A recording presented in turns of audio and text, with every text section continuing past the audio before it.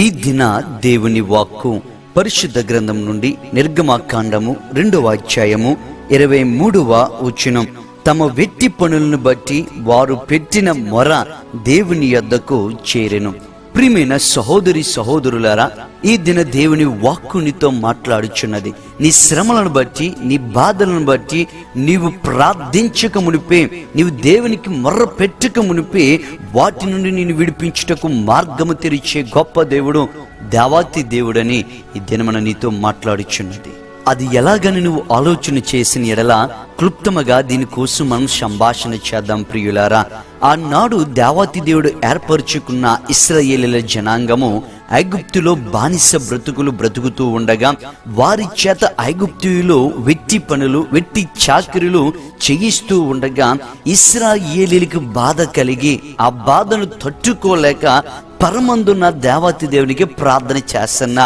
ఏమనంటే, దేవా, ఈ యొక్క శ్రమలను మేము భరించలేకపోతున్నాం, మా జీవితంలోని ఈ బాధలు మేము ఎదుర్కోలేకపోతున్నాం, దయచేసి మమ్మల్ని విడిపించయ్యా అని బాధతో నిట్టూర్పుతో ఇశ్రాయేలీలు దేవాతి దేవునికి ప్రార్థించారు. ప్రియులారా, కానీ అక్కడ ఇశ్రాయేలీలకి మనకి తెలియని సంగతి ఏమిటంటే, ఇశ్రాయేలీలు ప్రార్థించక మునిపే, ఇశ్రాయేలీలు దేవునికి వారి శ్రమను బట్టి మొర్ర పెట్టక మునిపే వారి సమస్యను తెలుసుకొని వారి సమస్యల నుండి బయట పడడానికి మార్గములను సిద్ధపరిచిన గొప్ప దేవుడు పరమందున్న దేవాతి దేవుడు. ప్రియులారా, అది ఎలాగని నువ్వు ఆలోచన చేసిన ఎడల ఇశ్రాయేలీలు దేవునికి మొర్ర పెట్టినది 2వ అధ్యాయము 23వ వచనంలో. కానీ దేవుడు ఆ శ్రమ నుండి వారిని తప్పించుటకు తన కార్యమును మొదలు పెట్టింది ఎక్కడంటే నిర్గమకాండము 2వ అధ్యాయము 1వ వచనంలో నుండి.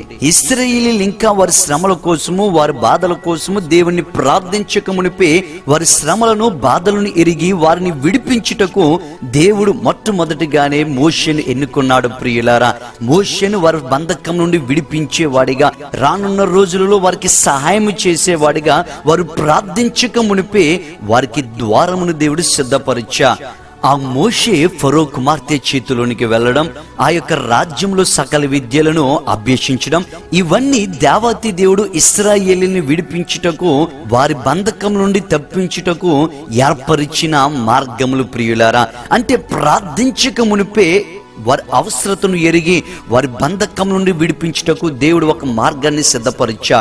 ఈ వాక్యమును వింటున్న ప్రియమైన సహోదరుడా, ప్రియమైన సహోదరి, ఒకవేళ నీ ఆత్మీయ విశ్వాసములు నీవు అనుకుంటున్నావేమో, నా ప్రార్థనను దేవుడు వింటాడా, నా ప్రార్థనను దేవుడు ఆలకించి నాకున్న కష్టాలలో, నాకున్న బాధలలో, నాకున్న ఇబ్బందులలో, నాకున్న అనారోగ్యాలలో, నాకున్న శోధనలో ఆ దేవాతి దేవుడు నన్ను విడిపించగలడా? ఆయన శక్తిమంతుడా? నా ప్రార్థనను ఆయన నిజముగా వింటాడా అనే ఆలోచనతో ఈ దినమున నీవు ఉన్నావేమో.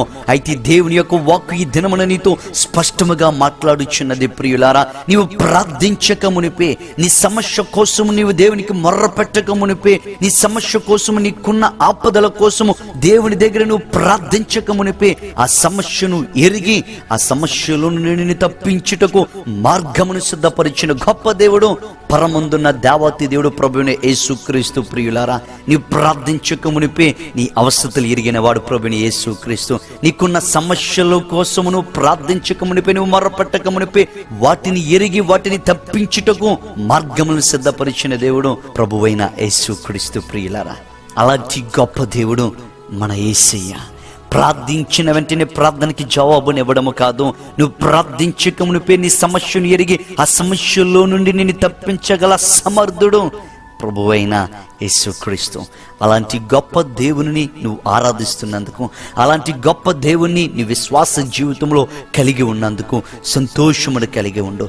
ఈ దినమున ఏ శ్రమతో నీవు ఉన్నా, ఏ బంధకములలో నీవు ఉన్నా, ఎలాంటి ఒడిదుడుకులను నువ్వు ఎదుర్కొంటున్నా విశ్వసించు.